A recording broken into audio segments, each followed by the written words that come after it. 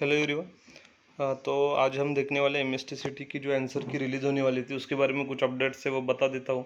और उसको किस तरह से आपको चेक करना है वो भी बता देता हूँ, ठीक है। कि आप आंसर की आपकी कैसे चेक कर सकते हैं, कैसे आपको ऑब्जेक्शन रेज करना है और उसके क्या रूल्स है वो हम आज इस वीडियो में देखने वाले। तो यहाँ पे आप देख सकते हैं। तो आज की डेट, ठीक है, आज की डेट कितना है, 24, राइट।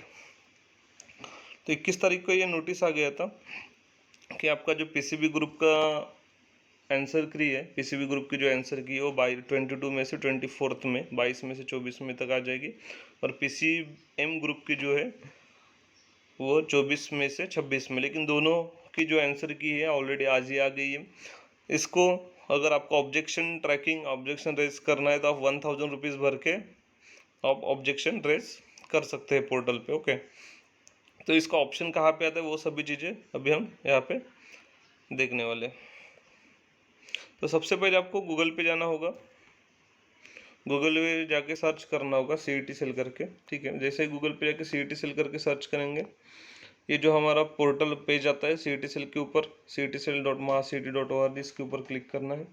जैसे इसके ऊपर क्लिक करेंगे यहाँ पे नोटिफिकेशन में दिख रहा है एमएसटी CET 2024 ऑब्जेक्शन ट्रैकर, ठीक है। तो आपको कैंडिडेट रजिस्ट्रेशन के ऊपर क्लिक करना है। जैसे ही कैंडिडेट रजिस्ट्रेशन के ऊपर क्लिक करेंगे आपका पेज ओपन होगा जहाँ पे आप लॉग इन कर सकते हैं, ठीक है।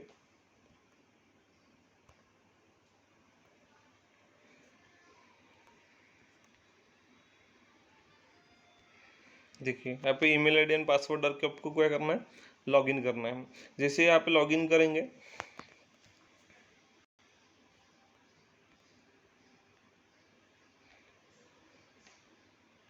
जैसे ही लॉगिन करेंगे आप तो इस तरह का पेज ओपन होगा। तो यहाँ पे दिख रहा है registration help desk objection tracker and cap, left side में देख सकते हैं। तो लेफ्ट साइड में जो यहाँ पे ऑब्जेक्शन ट्रैकिंग लिखा है वहाँ पे क्लिक करना है।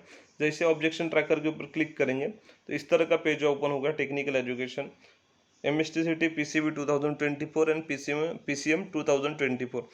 तो आपको अगर आपने दोनों एग्ज़ाम दिया है तो आप दोनों जाके चेक कर सकते हैं, या फिर आपने सिर्फ पीसीएम दिया होगा तो आप पीसीएम में भी जाके देख सकते हैं। तो मैं आपको कुछ भी एक चीज़ का बता देता हूँ, सेम उसी तरह से आपको दोनों इसका देखना है। अगर दोनों दिया होगा, जिन्होंने सिर्फ पीसीएम दिया वो पीसीएम दे सकते हैं, जिन्होंने जो पीसीबी दिया है वो सिर्फ पीसीबी ग्रुप का दे सकते हैं, ठीक है। अगर आपने पीसीएम का दिया है तो आपका रेज एन ऑब्जेक्शन का ऑप्शन दिया है, वो आपको चेक करना है।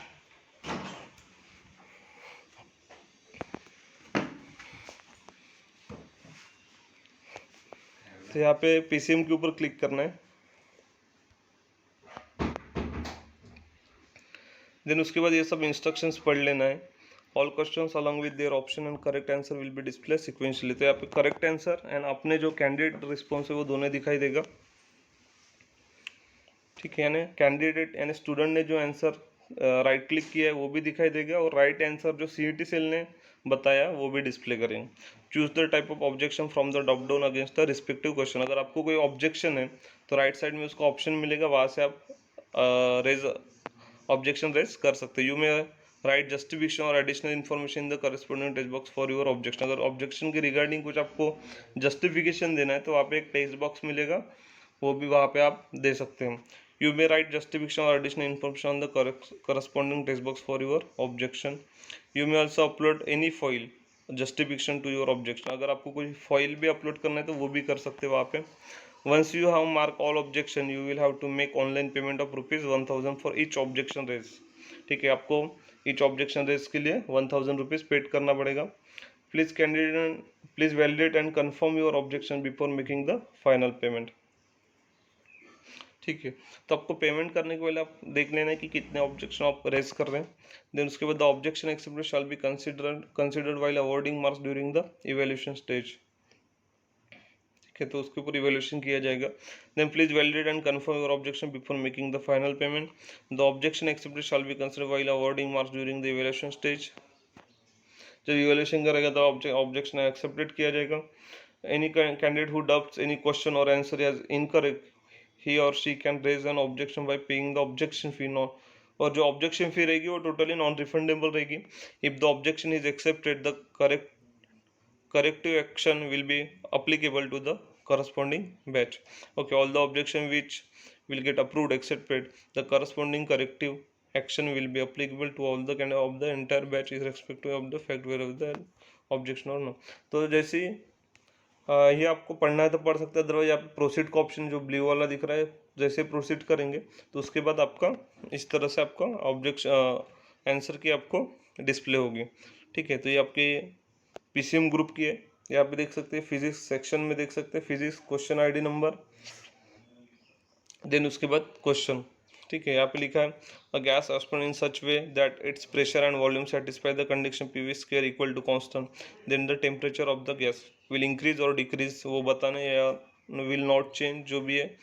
तो यहाँ पे क्या दिया है, करेक्ट ऑप्शन क्या है, ये जो करेक्ट ऑप्शन जो दिया है वो सीईटी सेल ने बताया वाला है। तो करेक्ट ऑप्शन क्या बोला, 944237, यानी जो फर्स्ट ऑप्शन विल डिक्रीज, ये राइट आंसर है।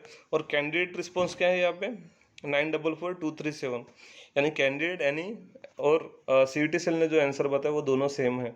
ठीक है, यानी यहाँ पे आपको राइट आंसर मिल गया। तो सेम सेकंड में देखते हैं, ये जो क्वेश्चन है यहाँ पे देख सकते हैं